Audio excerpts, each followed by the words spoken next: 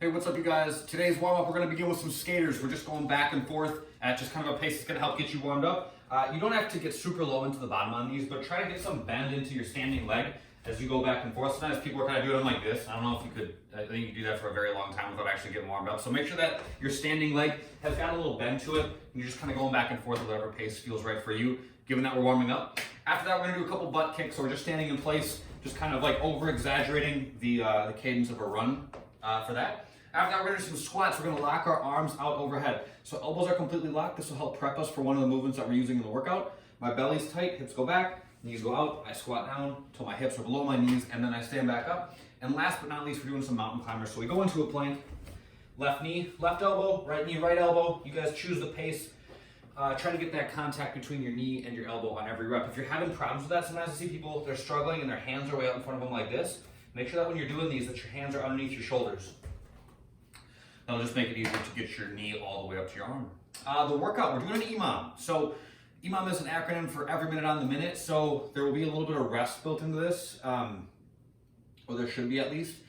At the top of the first minute, okay, we're gonna start with some chair dips. So kind of a weird movement, all right? And if you have tight shoulders, this is one that I want you guys to be go a little bit slower on. Maybe you decrease the volume to make sure that you stay in a strong position throughout.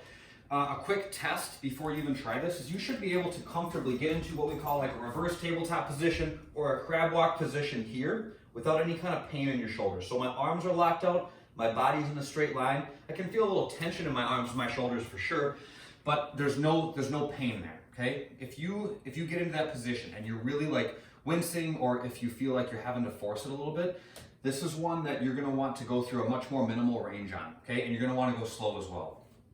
So as we start to get into these chair dips, a couple things.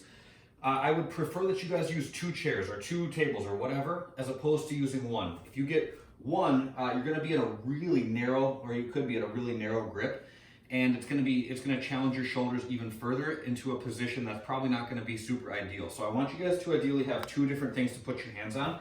And I have room for my hips between the 2 of them. Okay, so I set up like this, 1 hand on each chair. I'm gonna start with my knees at 90 degrees, okay? So my legs are gonna be doing the majority of the work for this. I'm gonna slowly lower down till my shoulders are below my elbows, and then I press back up. And with this, my legs are doing a lot of it. So I lower down slowly, and then I press back up.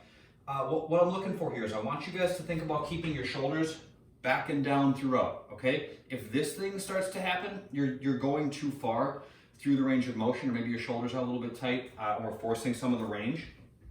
So as you go, okay, again, start here, shoulders are back and down, keep that position as you work, okay? Shoulders are never coming up by our ears like that. If you want some more challenge, lock your knees out in front of you, squeeze your belly, keep your shoulders back and down, lower, and then press back up, okay? That would be the chair dip. After that, we're gonna be working on a single dumbbell overhead squat. Super challenging movement. We're gonna work up to this gradually, okay? Grab 1 dumbbell and put it on your right shoulder, okay? This would be a plenty beneficial option if the overhead that we'll work to in a second doesn't feel right. My belly's tight. I'm gonna stay square to the wall in front of me despite the fact that I'm asymmetrically loaded. I'm gonna stay tight, squat down, and then stand back up. Okay, that would be one side, then I switch to the other. You can go back and forth. There's 12 reps for the bodyweight version. That means 6 per side, so you can do all one side, then switch and do all on the other.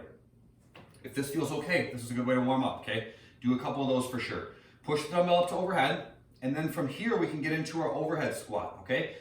If you're gonna try the overhead squat, this should not be any problematic. There should be no problems here, okay? Your arms should be completely locked, shoulders should be packed back and down, and the pinky edge of your hand should be pointing forward, all right? As you begin on these, okay, it's important to be warmed up, so don't rush into them. Do a couple squats that you don't go down all the way on. My belly's gonna stay tight. I'm gonna stay square to the wall in front of me, hips go back, squat down, and then stand back up. Not full depth to start, okay? As you feel more comfortable, then you can start to add more range, but go gradually, okay? Don't worry about going too far too fast. It can be kind of a sketchy movement if you do. If that feels like you're forcing it at all, if the overhead position just feels junky, or if you feel like you're really starting to twist a little bit, just go to the single dumbbell front squat. Still plenty productive. You can even increase the weight. Don't force the overhead, okay? Don't force the overhead. Next up, we're gonna be doing some step ups. So I'm just gonna use 1 chair. We're gonna go in the suitcase position for these. So I got one dumbbell per hand, and I'm just gonna step all the way up on top of the chair with my right leg, and then I step back down and switch. Okay, pretty standard on those. We've done a bunch of that type of stuff, so those should be no big deal. That's the equipment version. For the EMOM format, so minute 1, you do the dips. Minute 2 is the squats. Minute 3 is the step up. So once you get through your reps, you guys get to rest for the remaining time in that minute, okay?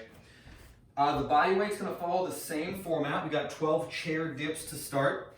After that, we're gonna do odd object squats. So you guys find something, a couple gallons of milk, like whatever. Put some extra weight on your body and do 15 squats like that. You can hold one in each front rack position. You can hold something in the goblet position. Whatever works is just fine. And then in the third minute, we're gonna do 18 step ups. So you have a few more reps to get through because there's no weight added. How about that? The fun today is we're gonna do a partner push-up ladder. So the live video that we will have on our Instagram page is gonna have me and somebody else, and you can just pick one of us and you can go at the same time as us for this. So I'll do one push-up, my partner will do one. I'll do 2, they'll do 2, I'll do 3, and then they do 3, and then we start back over. 1, 1, 2, 2, 3, 3. 1, 1, 2, 2, 3, 3. You never do a set of bigger than 3, and quality is the name of the game here, okay? If you're sagging in your hips, if you're ending up way overextended here, if you're not touching the ground, just scale back. It will ultimately be in your best interest. Don't try to just eke out more reps if they're starting to feel a little counterproductive, or if you're starting to cut corners. Be humble and scale where needed to keep the quality high. Last, we're doing a wide-legged forward fold for 4 minutes, okay? So I'm gonna find a wide stance. If you guys wanna point your toes out, that's just fine.